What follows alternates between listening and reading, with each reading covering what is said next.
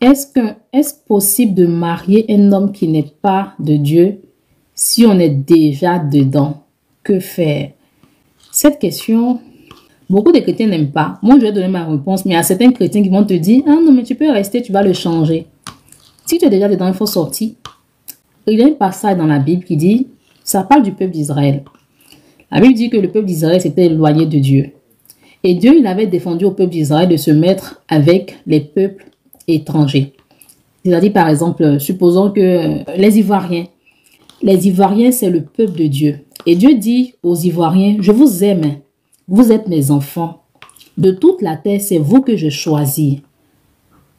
Mais je ne veux pas que vous vous mariez aux Béninois.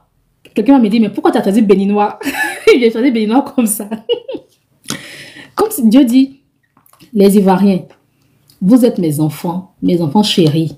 Mais je vous suggère de vous marier entre vous Ivoiriens.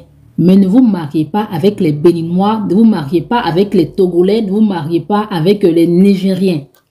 Et voici qu'un jour, les Ivoiriens commencent à se révolter. Comme tout allait bien dans leur vie, ils commencent à se révolter, ils commencent à marcher comme ils veulent.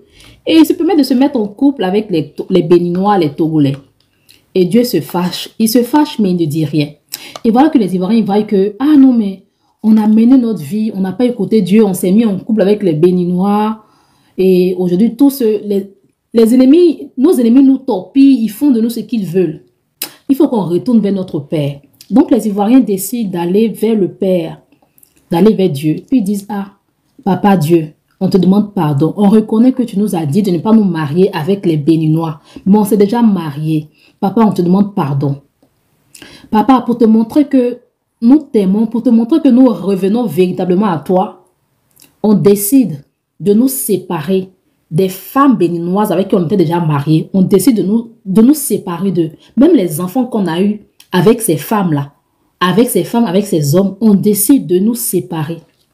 L'histoire que je raconte, c'est vrai, j'ai dit ivoirien pour que la compréhension soit flexible. Mais ça se passe dans la Bible, avec le peuple d'Israël, d'où nous sommes sortis. Donc, si tes pères l'ont fait, toi qui n'es pas encore marié, vas-y, fais-le. La Bible dit que si tu es déjà marié, dans ce cas, tu dois rester dans le mariage, prier pour l'autre. Si tu es déjà marié, que c'est dans le mariage que tu as rencontré Christ, dans ce cas, tu ne divorces pas. Mais dans le cas où tu es comme nous autres, là, tu n'es pas encore marié, mais tu es avec quelqu'un, ça fait 10 ans, avec 15 ans, tu dois te séparer de lui. Ne te marie pas avec lui. Si tu tiens vraiment à lui, prie pour qu'il soit converti avant de te marier avec lui.